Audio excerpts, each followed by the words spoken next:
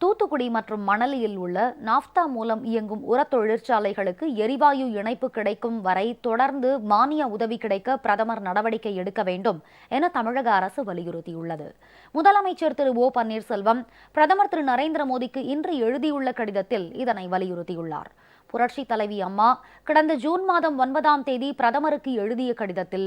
தமிழகத்தில் நாப்தாவை கொண்டு இயங்கும் தூத்துக்குடியில் உள்ள ஸ்பிக் நிறுவனம் மற்றும் மணலியில் உள்ள சென்னை உர தொழிற்சாலை ஆகியவற்றுக்கு எரிவாயு இணைப்பு கிடைக்கும் வரை மானிய உதவியை தொடர்ந்து நீடிக்க வேண்டும் என வலியுறுத்தியதை தொடர்ந்து மத்திய பொருளாதார விவகாரங்களுக்கான அமைச்சரவை குழு கடந்த மாதம் 30ஆம் தேதி வரை மானியத்தை தொடர அனுமதி வழங்கியதை சுட்டிக்காட்டியுள்ள முதலமைச்சர் இதற்காக பிரதமருக்கு நன்றி தெரிவித்துக் கொள்வதாக குறிப்பிட்டுள்ளார். நீடிக்கப்பட்ட காலக்கெடு முடிவடைந்ததை அடுத்து தூத்துக்குடி ஸ்பிக் தொழிற்சாலை மற்றும் மணலியில் உள்ள சென்னை உர தொழிற்சாலை ஆகியவை கடந்த 1ஆம் தேதி முதல் செயல்பாட்டை நிறுத்தியுள்ளதால் இவற்றை சார்ந்துள்ள நூற்றுக்கணக்கான தொழிலாளர்களின் வாழ்வாதாரம் பாதிக்கப்பட்டுள்ளது. நாப்தாவிலிருந்து எரிவாயுவுக்கு மாற்றிக்கொள்ள இந்த இரு தொழிற்சாலைகளும் தேவையான முதலீடுகளை செய்துள்ள போதிலும் எரிவாயு கிடைப்பதில் எழுந்துள்ள பற்றாக்குறையாலும் இந்த ஆலைகளுக்கு எரிவாயுவை கொண்டுவர கட்டமைப்புகள் இல்லாத காரணத்தினாலும் இந்த இரு ஆலைகளும் எரிவாயுவை எரிபொருளாக பயன்படுத்த சாத்தியமில்லாத நிலை ஏற்பட்டுள்ளதாக தனக்கு தெரிய வருவதாக குறிப்பிட்டுள்ள முதலமைச்சர்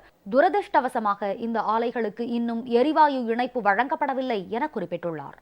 தமிழ்நாட்டிற்கு இந்த பருவத்திற்காக மத்திய உர இலாகா பெரும்பாலும் இறக்குமதி செய்யப்பட்ட யூரியா உரத்தை ஒதுக்கீடு செய்துள்ளதாக தான் அறிய வந்துள்ளதாக குறிப்பிட்டுள்ள முதலமைச்சர் நாப்தாவை கொண்டு இயங்கும் ஆலைகள் மூடப்பட்டுள்ளதால் இந்த ஆண்டு கூடுதலாக 10 லட்சம் டன் யூரியாவை இறக்குமதி செய்யும் நடவடிக்கையால் மானியத்தை குறைக்கும் நோக்கம் ஈடேறாது என்றும் சுட்டிக்காட்டியுள்ளார்.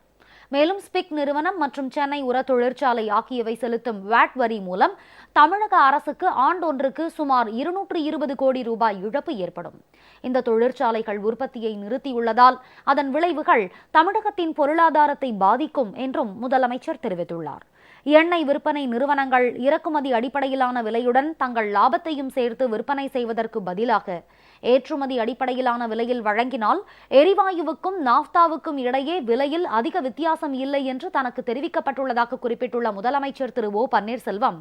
இவற்றையெல்லாம் கருத்தில் கொண்டு தூத்துக்குடியில் உள்ள ஸ்பிக் நிறுவனம் மற்றும் மணலியில் உள்ள சென்னை உர தொழிற்சாலை ஆகியவற்றுக்கு எரிவாயு இணைப்பு கிடைக்கும் வரை மானியத்தை தொடர்ந்து வழங்க மத்திய ரசாயனம் மற்றும் உர அமைச்சகத்திற்கு பிரதமர் உத்தரவிட வேண்டும் என்று வலியுறுத்தி கேட்டுக்கொள்வதாக குறிப்பிட்டுள்ளார்.